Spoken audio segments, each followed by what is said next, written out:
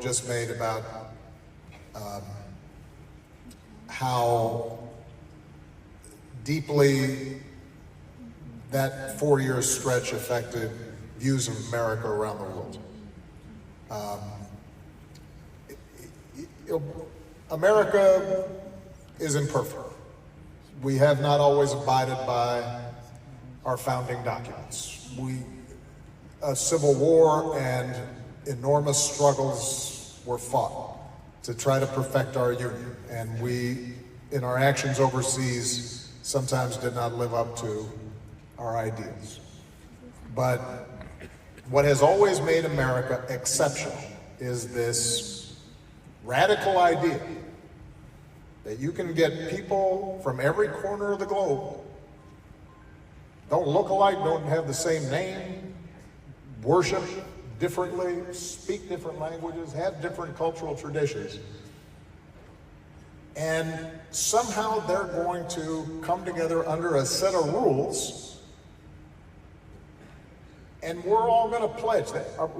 That's our creed, that we can live together, self-governing, have a representative government, peacefully transfer power, and that ideal matters. It matters to our children and their grandchildren, but it also matters around the world. When we see a de-emphasis, when America's not forthright in speaking on behalf of those ideals, you see backsliding around the world. You see authoritarians emboldened around the world. You see aggression around the world because there's no check. And when we're living up to those ideals, even in difficult times, things feel a little bit better, not just here, but elsewhere. People are a little bit more hopeful. So what would keep me up during those 4 years was how badly are those ideals tarnished. The good news is that people still want to believe in those ideals. They want to believe in human rights. They want to believe in freedom of speech and religion. And they want to believe in the idea that all people are equal. Women are equal and have the right to control their bodies. And shouldn't be subject to domestic violence, and girls should be able to go to school just like everybody else. And people of different sexual orientations should have the same rights and protections. And religious minorities and ethnic minorities and racial minorities all deserve the same respect and are afforded the same dignity as everybody else. Those ideas, they can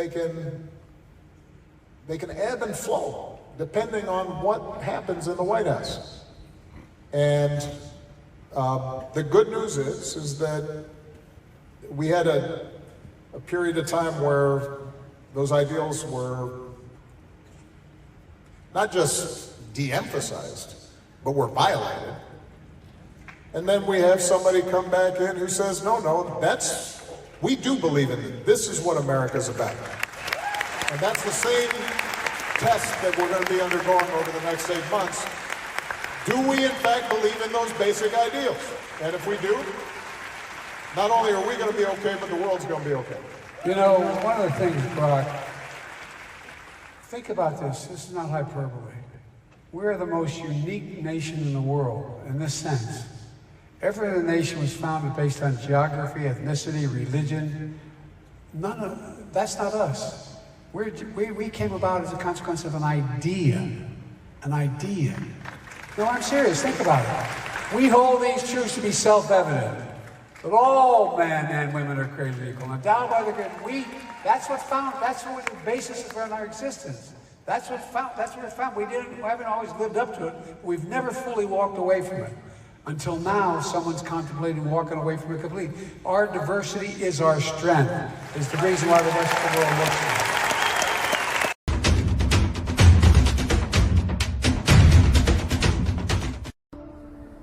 people just wanted the salacious details.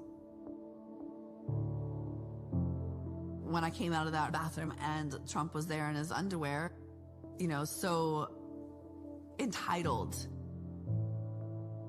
I remember thinking, oh fuck, how did I get myself into this? I felt that I had been misled and tricked, and I can't even find the words, but I thought we had this mutual respect. You know, I've maintained it wasn't rape in any fashion, like, you know, but I didn't say no because I was 9 years old again.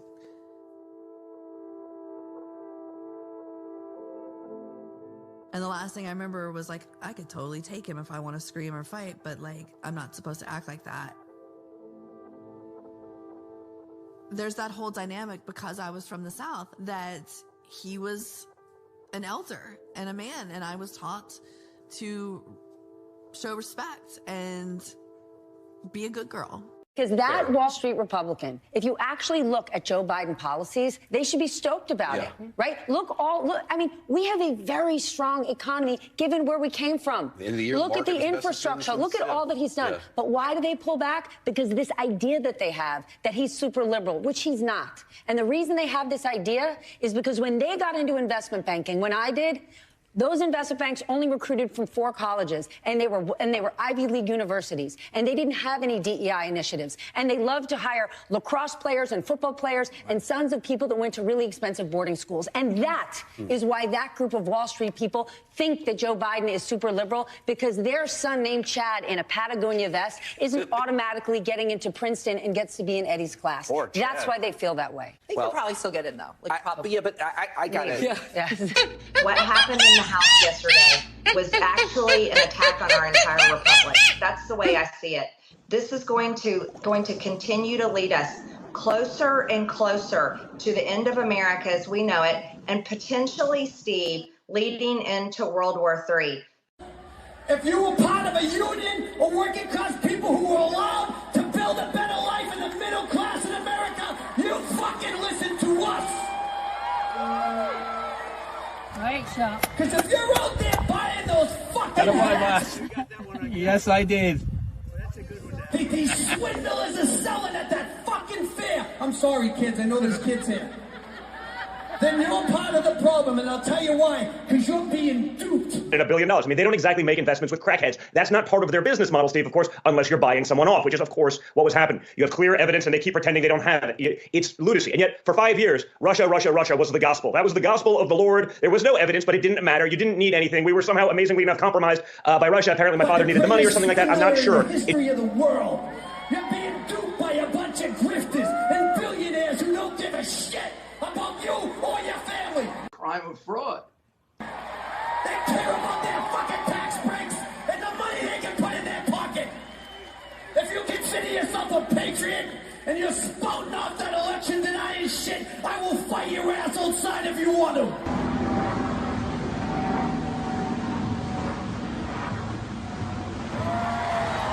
Let's go! Wake the fuck up! We're working class people! These people are the fucking rich, the billionaires, and they don't give a shit! Thank you for listening.